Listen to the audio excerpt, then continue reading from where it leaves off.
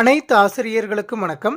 பொது மாறுதல் கலந்தாய்வில் கலந்து கொள்ள இருக்கும் ஆசிரியர்கள் தங்களுடைய 8 இலக்க எமிஸ் ஐடியை பயன்படுத்தி எமிஸ் வலைதளத்தில் பொது மாறுதல் கலந்தாய்விற்கான விண்ணப்பத்தினை பூர்த்தி செய்து அதனை பிரிண்ட் அவுட் எடுத்து எவ்வாறு வட்டார கல்வி அலுவலரிடம் சமர்ப்பிப்பது என்பது குறித்து இந்த வீடியோவில் பார்க்கலாம். அதற்கு உங்களது மொபைலில் குரோம் ப்ரௌசர் ஓப்பன் பண்ணிக்கோங்க. ஓப்பன் பண்ணிவிட்டு எமிஸ் அப்படின்னு டைப் பண்ணிவிட்டு சர்ச் பட்டனை ப்ரெஸ் பண்ணுங்கள். உங்களுக்கு ஃபர்ஸ்ட் லிங்க்கு emis.tnschools.gov.in அப்படின்னு வந்திருக்கும். அந்த லிங்கை கிளிக் பண்ணிக்கோங்க.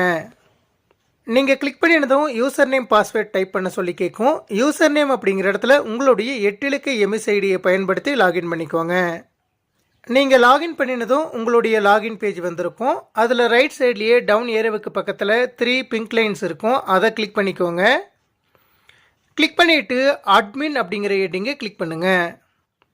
நீங்கள் கிளிக் பண்ணினதும் ட்ரான்ஸ்ஃபர் அப்ளிகேஷன் ஃபார்ம் அப்படின்னு வந்துட்டு முதலாவது ஹெட்டிங் ட்ரான்ஸ்ஃபர் அப்ளிகேஷன் ஃபார்ம் அப்படின்ட்டு பிளாக் கலரில் வந்திருக்கும். அந்த ஹெட்டிங்கை கிளிக் பண்ணுங்கள்.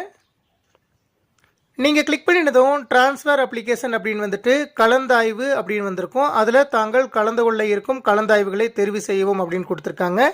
அது பக்கத்தில் இருக்கக்கூடிய டவுன் ஏரோவை கிளிக் பண்ணிவிட்டு உங்களுடைய டெசிக்னேஷன் வந்துட்டு அதற்கான கவுன்சிலிங் நேம் வந்திருக்கும். நீங்கள் எந்த கலந்தாய்வில் கலந்து கொள்ள இருக்கீங்களோ அந்த ஆப்ஷனை டிக் பண்ணி முடிச்சதுக்கப்புறம் ஆசிரியர் நியமனம் பெற்ற பயிற்றுமொழி வகை அப்படின்னு கொடுத்துருக்காங்க. அந்த டவுன் ஏரோவை கிளிக் பண்ணிவிட்டு உங்களுடைய பயிற்றுமொழி வகையை செலக்ட் பண்ணிக்கோங்க. அதன் பிறகு ஆசிரியரின் அடையாள எண், ஆசிரியரின் பெயர், இந்த விவரங்கள் எல்லாமே உங்களுக்கு டிஃபால்ட்டாக ஃபில் ஆகிட்டு வந்திருக்கும். அதன் பிறகு பாலினம், கைபேசி எண், தற்போது வகிக்கும் பதவியின் பெயர், எந்த பாடம் எடுப்பதற்காக நியமிக்கப்பட்டவர், இந்த டீட்டெயில்ஸ் எல்லாமே உங்களுடைய எமிஸ் ப்ரொஃபைலிருந்து டிஃபால்ட்டாக ஃபெச் ஆகிட்டு வந்திருக்கும். அதே போன்று பிறந்த நாள் அப்படிங்கிற விவரமும் எமிஸ் வலைதளத்திலேருந்து ஃபெச் ஆகிட்டு வந்திருக்கும். தற்பொழுது பணிபுரியும் பள்ளியின் யூடேஸ் நம்பர், ஆசிரியராக முதலாக பணியில் சேர்ந்த நாள், இந்த விவரங்கள் அனைத்துமே டிஃபால்ட்டாக ஃபில் ஆகிட்டு வந்திருக்கும். அதே போல் தற்போது பணிபுரியும் பள்ளியின் பெயர், முகவரி, மாவட்டம், அஞ்சல் எண் மற்றும் பள்ளி நிர்வாகம், IFHRMS நம்பர், இந்த விவரங்கள் அனைத்துமே உங்களுக்கு ஃபில் ஆகிட்டு வந்திருக்கும். டிடிஓ கோட் அப்படிங்கிற இடத்துல உங்களுடைய பிஓ அலுவலரிடம் உங்களுடைய டிடிஓ கோடு என்னவோ அதை கேட்டு இந்த இடத்துல டைப் பண்ணிக்கோங்க.